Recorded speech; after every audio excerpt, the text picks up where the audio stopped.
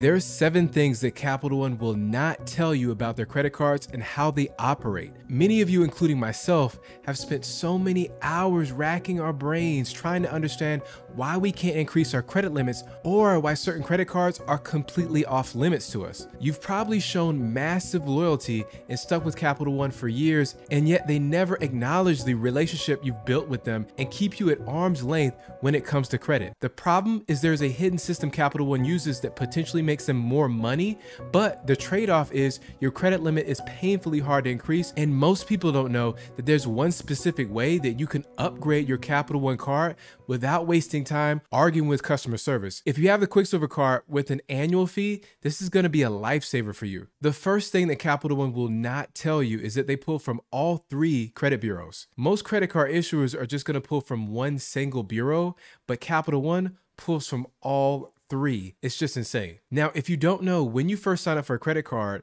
and you get approved, fully approved, they will hit your credit report with a hard credit pull. That's going to reduce your score by between 3 to even 10 points, depending on your credit profile. Now, you can usually rely on this only happening to just one of the 3 credit bureaus, but in the case of Capital One, they're going to hit you hard on all of them. Now, if you're in the season of your credit card journey where you're trying to quickly apply for new cards, whether it be to build out a system that's going to really benefit your spending habits and that's going to give you the maximum reward, or whether you're trying to hunt and chase down sign-up bonuses, or you're trying to elevate and increase your available credit limit, then going with a Capital One card is going to hurt you a little bit and slow you down a bit. Now, here's the thing. If you're applying for multiple cards in rapid succession, maybe back-to-back months, then those inquiries can easily rack up. So instead of being hit with just a 3-point hit or a 4-point hit, you're getting hit with 10 points seemingly all at once because you apply for so many cards back-to-back. And so when you get approved for any of those Capital One cards, it gets applied to all 3 credit bureaus. So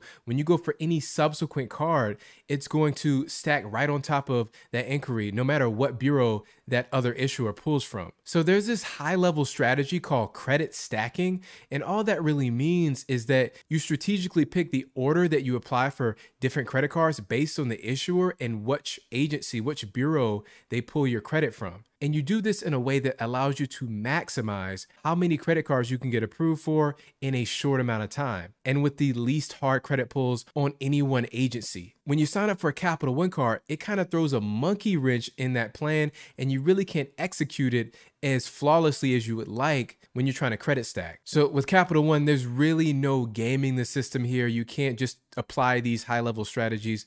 They really want to stop you from doing that. Before you sign up for any Capital One cards, you want to be absolutely sure that you are in the bag for getting that card. I would say the best way to do that is by using their pre-approval tool. Now, a pre-approval is not an absolute definitive yes, okay? It's close to it, but it's not an absolute yes because they're only doing a soft credit check. And when they do the soft credit check on the pre-approval tool, it is pretty good because it is Capital One giving you the hint, telling you that we think you're a good candidate. And it's just about a 90% approval. So it's not the full 100%. And there is that slight chance that you could still be denied even based on a pre-approval. But from my experience, anytime I'm pre-approved for a card, I will actually get approved for the card fully. Another hack you could try is actually doing a product change and upgrading into the Capital One card that you actually want. And so we're going to talk about that a little bit later, and I'll go into detail exactly how you can do that too. The next thing Capital One won't tell you is that they have a secret bucketing system. Do you ever wonder why your Capital One credit card limit has been seemingly frozen with no explanation, even though you have an excellent credit score now? You might be trapped in one of their secretive buckets, one of their mysterious buckets that completely destroys your chances of getting a credit limit increase. But the thing is, getting out of the bucket is not as simple as you might think. See, the thing is, when you get approved for a Capital One card, they instantly do a credit check and they put you into your assigned bucket. It can be a poor credit bucket, a fair credit bucket, or an excellent credit bucket. The bucket that they place you in is going to set your starting limit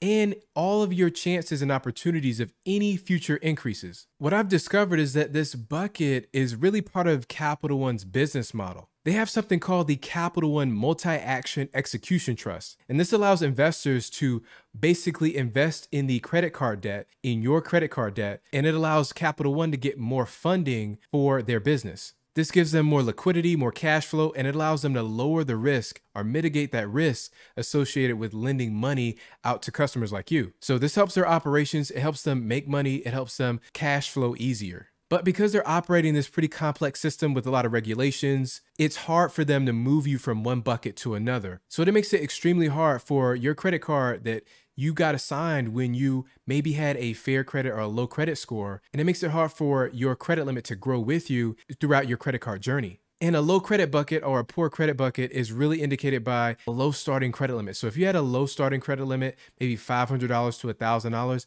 then you're probably going to be in that poor credit bucket. And I wouldn't have any great expectation that that's going to grow with you to like $20,000 of available credit. That might be too high for the bucket that you're in. Now, the only foolproof way to increase and get out of that bucket and escape is to actually apply for a brand new credit card. That's the only absolute way to get out of that bucket. Even if you switch credit cards or product change or upgrade, it's still not going to get you out of the current bucket that you're in. Now, a small amount of people have found that if they wait maybe 1, 5, 10 years, they might get a random credit limit increase that doubles or triples their credit limit, but that's really few and far between. Now, my advice is to do what I did and wait till you're a little bit later in your credit card journey when you have close to excellent credit, maybe like a 700 and up or 740 and up, and then really come in on the high end to make sure that you enter at a good spot with Capital One in one of their excellent buckets, and you can get approved for like a Venture X, and that's going to give you at least a $10,000 limit. And those limits can go up to $30,000 even when you start out. Or if you're tired of guessing what your credit limit will be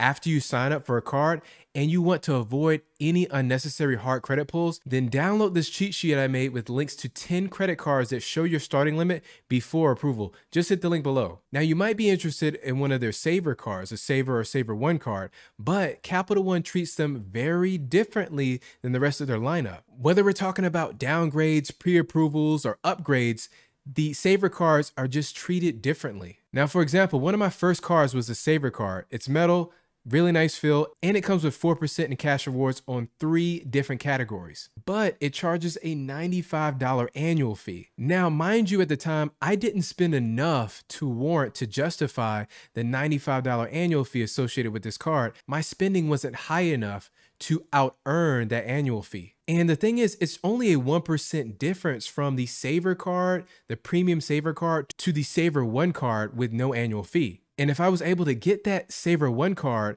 I would be able to earn those cash rewards and it would be all profit because I wouldn't have to pay the annual fee every year. And most cards make this a simple process. It's really not that hard. But here's the thing, when I called into customer service, you know what they told me? Without hesitation, they told me it was just impossible. They can't do it on their end. Now I have 2 options. Do I want to keep the card and lose out on almost $100 per year with that annual fee, or cancel it and avoid the fee? So I thought to myself, I already had a higher credit limit on other cards. I think at the time it was at a $2,000 limit, pretty low on the Saver card. So I just decided to cancel it. Now, Capital One actually has a 5 card limit, sort of, because that limit is a little misleading. It's a little bit more nuanced than that. If you have one of their entry-level platinum cards or the Quicksilver Secure card, then it's going to be a 2 card limit, so much lower than that 5 card limit. But if you hold any of their other cards, even their premium travel cards like the Venture X, there's actually a 5 card limit on those cards. Really, the final verdict is it comes down to a person-to-person basis. If you have a solid credit history and a good relationship with Capital One,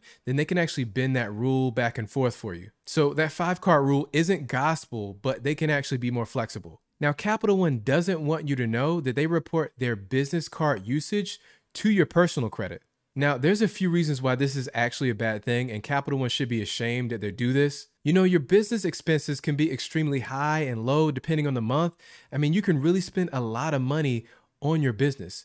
And if it's reported to the personal side, then all that utilization is going to really fluctuate and negatively impact your FICO score. I mean, it can really impact your ability to get approved for a home loan, a mortgage for your next house, or even for your next car loan. It can really jack up the monthly price of those things if your utilization is thrown off and your FICO score has to plummet. So if you were ever thinking about a Capital One business card, I'm going to urge you to think twice about that. Now, if you want a business card that doesn't report to your personal side, just the business side, and only does a soft credit check for approval with credit lines up to $15 million, then check out the Bill Divvy corporate card. They gave me a $2,000 limit just to start off with a few months ago. And just imagine if you run a trucking business, it comes with access to multiple physical cards and virtual cards for your employees to buy gas with that you can fully control. It earns 7x points on restaurants and there's no annual fees. I'll leave a link below to learn more. Next, Capital One makes all of their decisions seemingly by computer. I've been saying this for a while. I think Capital One is a tech company on the low. You know how with other credit card issuers, you can call in and plead your case.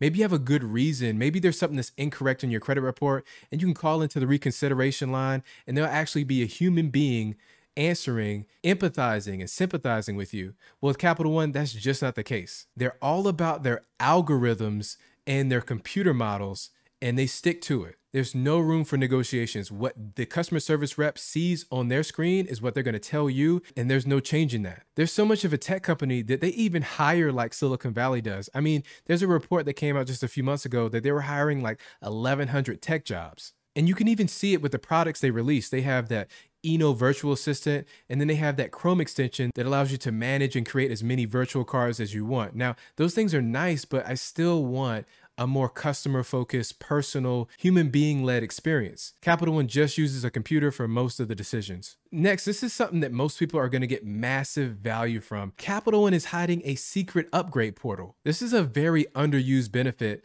and it's easy to see why, because Capital One seemingly doesn't even want you to know about it, but it allows you to upgrade into higher end cars like the Venture X. I've seen a lot of people respond back to me and say they've been able to finally upgrade their Capital One Platinum card to a Quicksilver card. And this is going to be immensely valuable for anybody that has a Quicksilver card with that $39 annual fee. You can actually upgrade to a no annual fee version. So you can basically save 40 bucks a year just in a matter of seconds. This is technically called a product change, and it does not impact your score at all. Now, there is one specific link that you have to use. I'll leave that below if you want to try it out. Usually there's going to be at least 6 months of good performance with Capital One before you can use that upgrade link successfully. You should also know that your interest rate, your credit card limit, and your account settings are going to remain exactly the same. The two big changes with the card are going to be the security number and the expiration date. And I think what a lot of people might have a big issue with is if you are going for a sign-up bonus like the Venture X comes with $750 worth of value with that bonus, you will not be eligible for that. You have to actually be a new sign-up to get those promotions. And if you are in a lower end credit bucket, if you're in a poor bucket, then that's not gonna allow you to get out of that bucket. Like we discussed earlier, you'll need to sign up for a brand new Capital One card. And just a reminder, if you upgrade into something like the Quicksilver card, you have to remember to update your auto payments and recurring payments. You know, the Quicksilver card gets a lot of bad press, but Capital One has been making updates to it that kind of turn it into a travel card. And there's one high-tech benefit of using Capital One's cards that just crush the competition. Check out this video next to find out. Thank you for watching.